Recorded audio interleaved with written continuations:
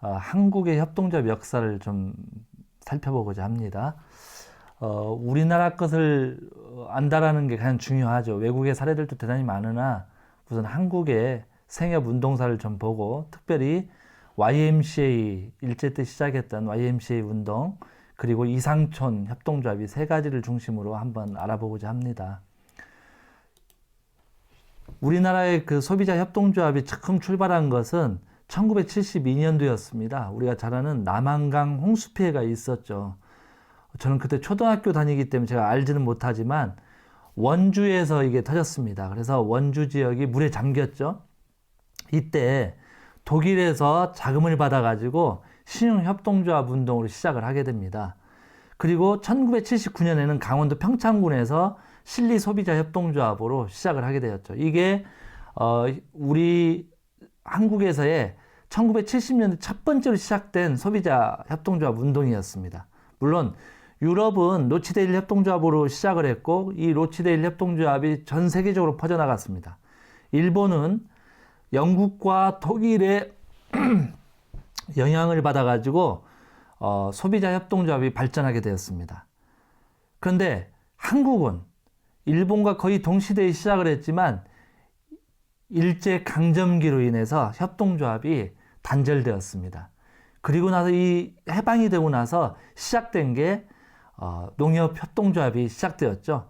그런데 그 농협은 관제화되어 버렸고, 결국 민간인들 또는 조합원의 자발적으로 움직이는 협동조합은 1972년 남한강 홍수 피해를 지원하기 위한 신흥협동조합으로 처음 시작되었다, 이렇게 생각하시면 좋겠습니다.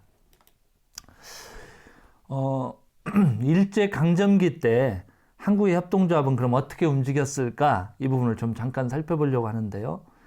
1920년 5월 15일 목포 소비조합으로 처음으로 시작되었습니다.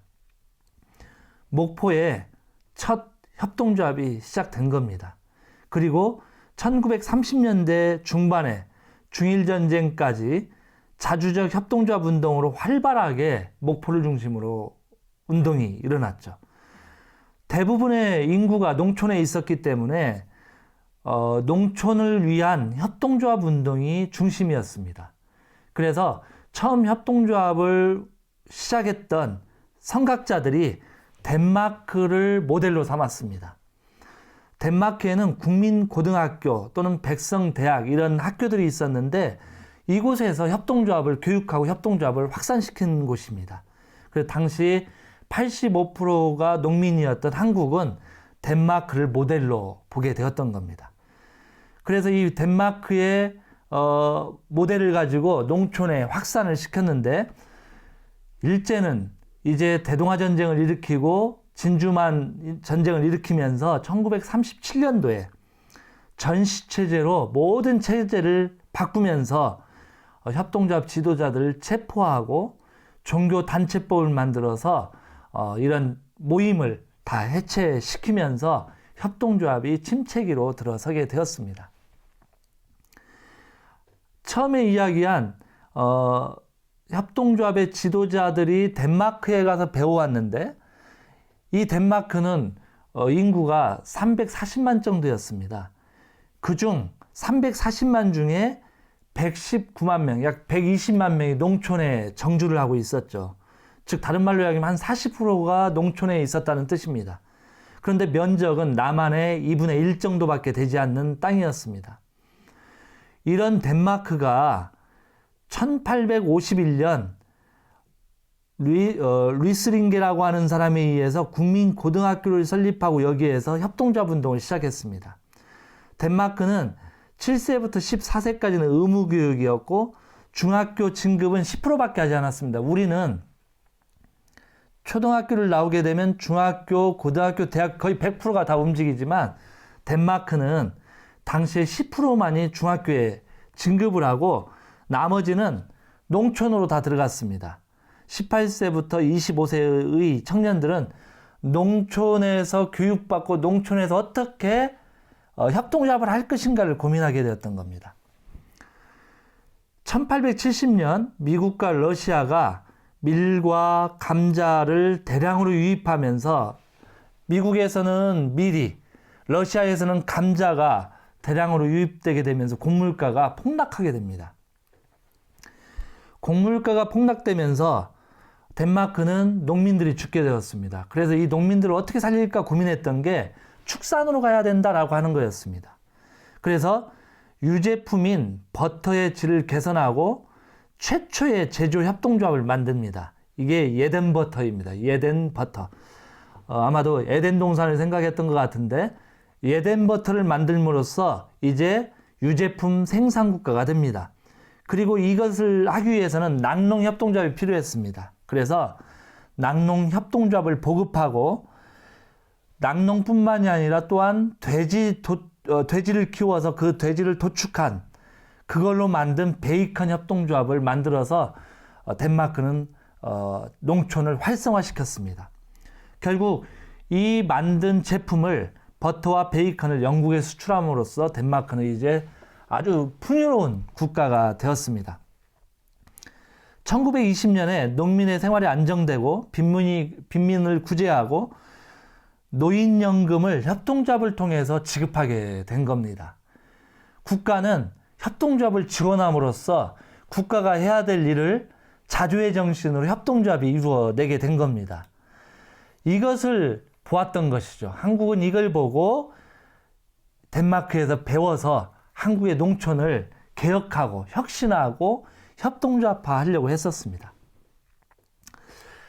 또 하나의 협동조합의 운동이 있는데 그것은 해방 후 평안도에 있었던 오산학교 소비조합이었습니다.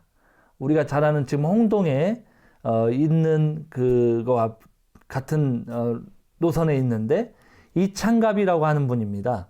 이 이창갑이 해방 후에 홍동으로 이동을 하게 되죠. 그때 이창갑과 함께 했던 분이 주옥로 선생님입니다. 무교회주의자였죠. 퀘이커교도였는데 이 주옥로 선생님이 함께 58년도에 충남 홍성 홍동면에 풀무학교를 설립하게 됩니다.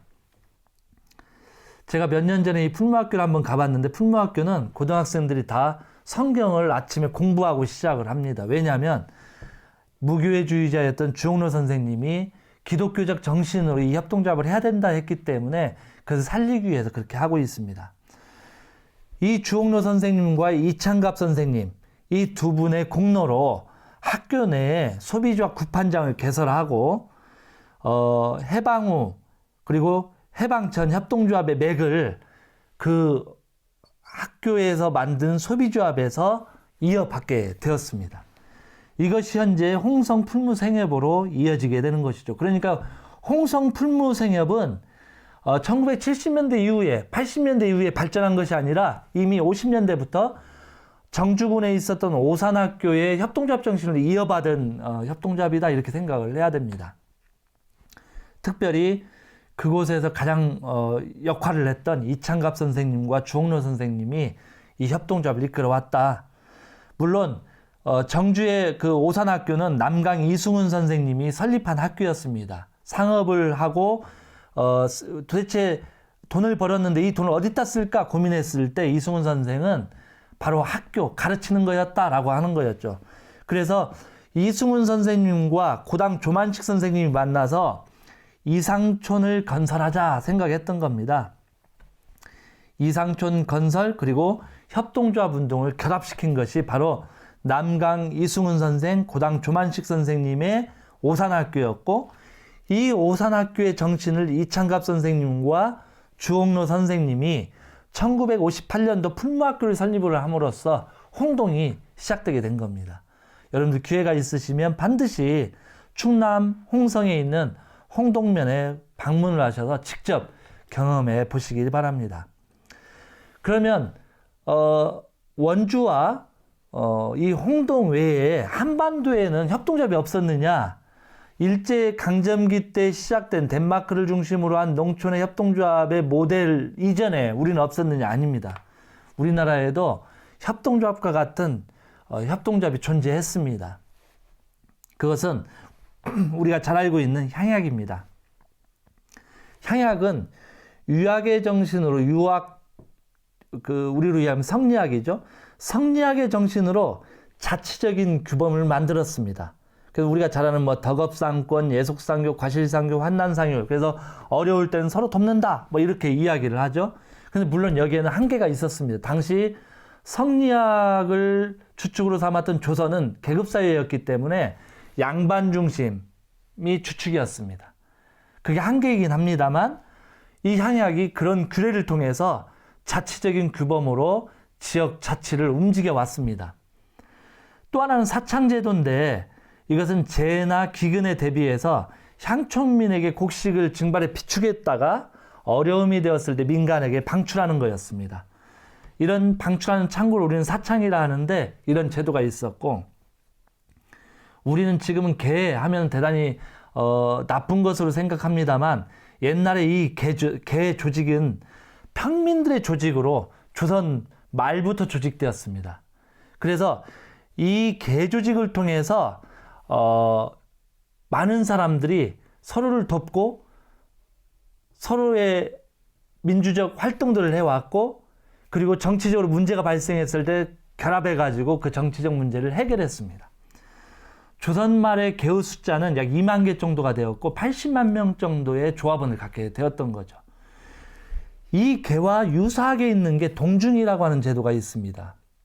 우리 역사책에서는 동중이라는 것은 잘 드러나지 않습니다만 이 동중은 뭐냐면 지역의 농민이 주축으로 하는 정치 조직 체제였습니다.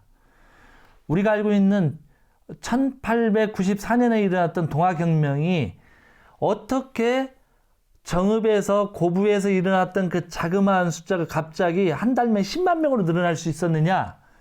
그것은 동학의 조직으로는 불가했습니다. 동학의 조직도 있었지만 플러스 개념으로 동중이라고 하는 마을의 자치조직이 있었는데 이 마을의 자치조직이 함께 결합되면서 바꿔나갔던 겁니다.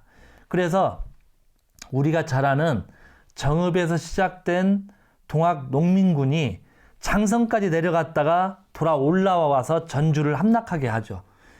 이때 처음에 출발한 인원은 6천 명이었습니다.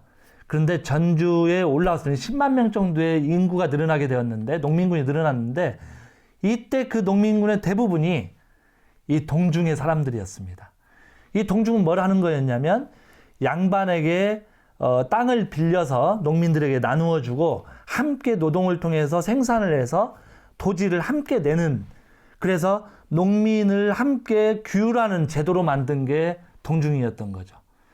이런 제도들이 협동조합의 형태로 우리나라에도 여전히 유효하게 등장해 있었는데, 우리는 일제강점기 때 우리의 좋은 전통들을 말살당함으로써 우리가 알고 있었던 협동조합은 사라지고 서구의 협동조합이 모든 것인 것처럼 느껴지게 되었습니다. 따라서 우리가 협동조합 이렇게 이야기할 때 이 협동조합은 옛날의 협동조합이 아니고 우리 전통에 있었던 협동조합이 있었고 내재되어 있었고, 이 내재된 것을 우리가 다시 살려내는 것이다. 물론 단절되었기 때문에 외국의 협동조합을 배움으로써 다시 이 지역에 맞는, 한국 현대에 맞는, 이 상황에 맞는 협동조합을 만들려고 하는 겁니다. 아까 목포에서 소비조합 운동이 일어났고 협동조합 운동이 일어났는데, 처음에는 1907년도에 금융조합으로 시작했고, 그런데 이 금융조합은 조선 총독부가 간섭한 관제조합이었습니다. 그래서 결국 우리 농민들이 참여할 수 없게 되었던 거죠. 그래서 우리 농민들 또는 우리 국민들이 모여서 만든 소비조합이 1920년대 목포 소비조합이었던 겁니다. 발기인은 23명이었습니다. 로치데일이 28명이었다라고 한다면 목포 소비조합은 23명이 발기인이 되어서 만들어냈고, 1932년도까지 보면은 통계적으로 300개 이상의 협동조합이 있었습니다. 근데 문제는 이거였습니다. 유력가 중심으로 협동조합이 되었다라는 겁니다. 그래서 다액 출자자 중심이 되다 보니까 농민들이 출자를 했어도 이득을 나누지 못했다라는 게 맹점이었습니다. 또 하나는 이용고 배당을 하지 않았습니다. 출자금 비례 배당을 한 겁니다. 다른 말로 얘기하면 출자금을 많이 냈던 사람이 이득을 많이 가져감으로써 결국 출자금을 적게 냈던 사람들은 이득을 볼 수 없는 상황이 되면서 협동조합의 발전을 저해했던 겁니다. 우리는 이제 협동조합을 생각하면 그런 부분을 고민해야 됩니다. 출자금 배당이 아니라 이익 배당, 충성도를 어떻게 높일 것이냐, 또한 무임승차제를 어떻게 줄임으로써 집중을 통해 가치와 이윤을 어떻게 잡을 거냐, 이게 중심이 되어야 합니다. 또 한 축으로는 아까는 농촌 중심이었다라고 한다면 이번엔 YMCA를 중심으로 한 협동조합 운동이 있었습니다. 1925년도에 YMCA 농촌부라고 하는 부서를 만들므로써 농업개혁운동을 시작했습니다. 지난해도 이 YMCA가 한 곳이 존재합니다. 이 YMCA는 처음에 출발은 농민개혁이었습니다. 사회를 개혁하자. 물론 YM이라고 하는 것이 젊은 사람, 남성 중심의 크리스찬 어소시에이션 이렇게 되니까 크리스찬 결성체이기 때문에 기독교적 정신에 기반을 하고 있습니다.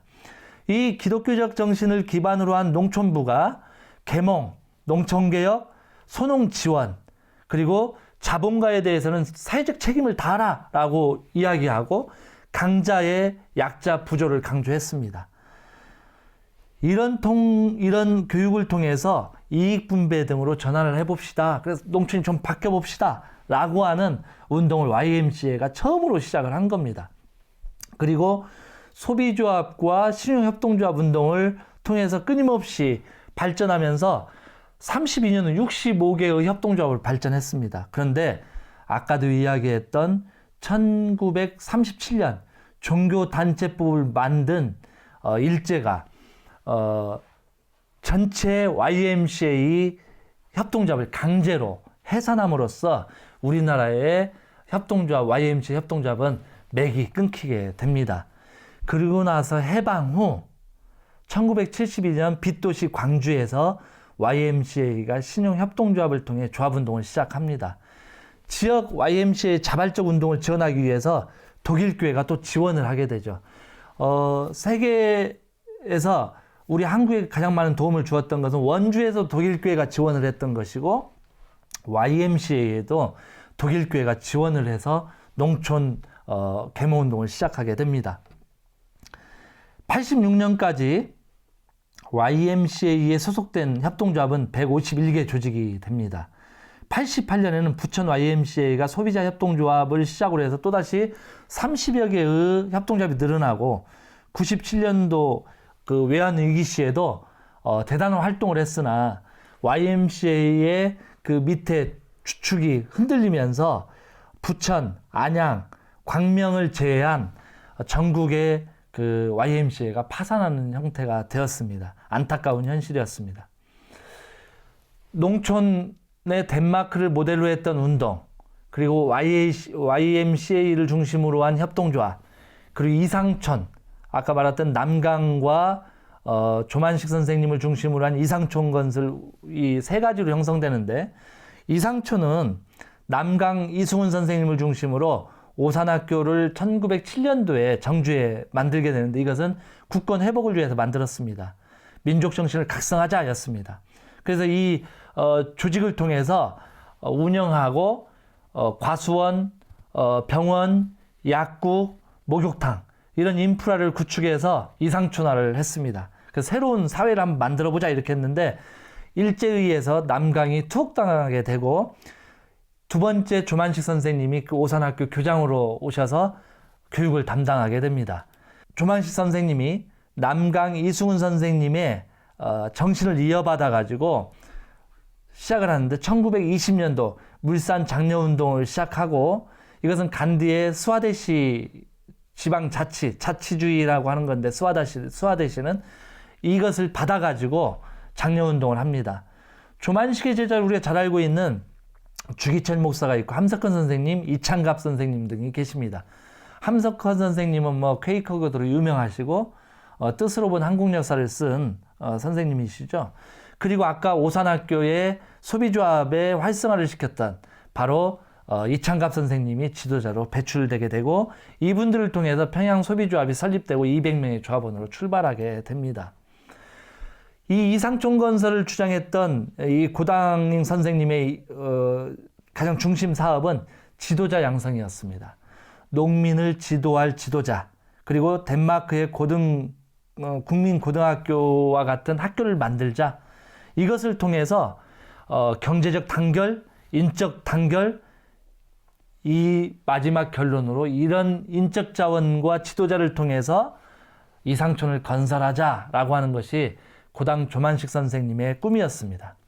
이상촌을 꿈꾸었던 고당 조만식 선생님이 이런 이야기를 합니다. 기독교인이었기 때문에 내가 믿기는 부자가 천국에 들어갈 수 없다고 가르친 예수가 금일 오늘 조선에 왔다면 너희는 산업 방면에 노력해라 라는 말을 반드시 했으리라고 생각한다라고 선생님은 이야기하십니다. 그러면서 국권을 회복하는 게 대단히 중요하다. 독립했을 경우에 중요한 것이 이 국권 회복이다. 따라서 우리는 농촌으로 돌아가서 피차 고향을 묻지 말고 인화 단결로 열심히 일하자 이렇게 이야기했던 분입니다. 이분 이상촌을 꿈꾸었고 이 이상촌을 어떻게 하면 발전시키고 고민했던 분이죠. 아까 이창갑 선생님이 제가 말씀드렸습니다만 이 이창갑 선생님의 호가 방막입니다. 그래서 우리가 홍동에 가면 방막 박물관이 있습니다. 도서관이 있죠. 이 방막이라고 하는 이 단어를 쓴 것은 이창갑 선생님의 호를 써서 한 겁니다. 이 이창갑 선생님은 도쿄의 슬럼가에 가가지고 배워왔습니다. 물론 일본에서 아주 가장 유명한 빈민가에서 활동을 하면서 빈민운동으로 처음으로 시작을 했고 이 빈민운동을 가지고 농촌에 돌아와서 시작을 했던 분입니다. 1958년에 주홍로 선생님과 함께 홍동면으로 돌아와 풀무학교를 설립하고 69년 소비조합을 발족하고 풀무협동조합으로 움직이게 됩니다. 당시 교직원과 학생 18명이 조합원으로 출발했습니다. 현재 우리나라는 5명 이상이면 협동조합을 만들 수 있는데 이런 정신을 가진 단 몇 사람이 요즘에 홍동 풀무학교를 만들었다라는 겁니다. 사람이 많은 게 중요한 게 아니라 협동조합 정신 그리고 욕구가 충만한 사람들의 모임이 결국 협동조합을 발전시킬 수 있다. 그래서 지금은 조합원이 234명이 되었고 78년도에 234명의 조합원을 갖고 출자금은 640만 원, 총 자산은 2,400만 원으로 시작을 했습니다. 지금 성공이 되어서 엄청난 활동을 하고 있는데 조합원은 약 3,000명이 되고 자산은 200억 성장했습니다. 외환위기 때에도 신협이 도산했으나 다시 이것을 건전한 운영으로 유지하고 협동조합의 정신과 원칙에 입각한 민주적 운영으로 절제된 재정을 운영해서 이 홍동의 풀무학교는 여전히 건재하게 지금 가고 있습니다. 이런 풀무학교의 이상촌 건설의 사상, 이것은 앞으로도 우리가 계속 이어가야 될 문제들이고 YMCA의 협동조합 정신도 또다시 우리가 받아야 될 것이고 특별히 우리 농촌에서는 처음 선각자들이 농촌의 덴마크의 모델을 이식시키려고 했던 것처럼 농촌에 맞는 협동조합을 고민해야만 합니다. 이제 진안 협동조합 연구소 또는 진안에 있는 모든 협동조합을 고민하는 분들이 농촌에 맞는 모델을 이곳에서 만들어 가야 합니다.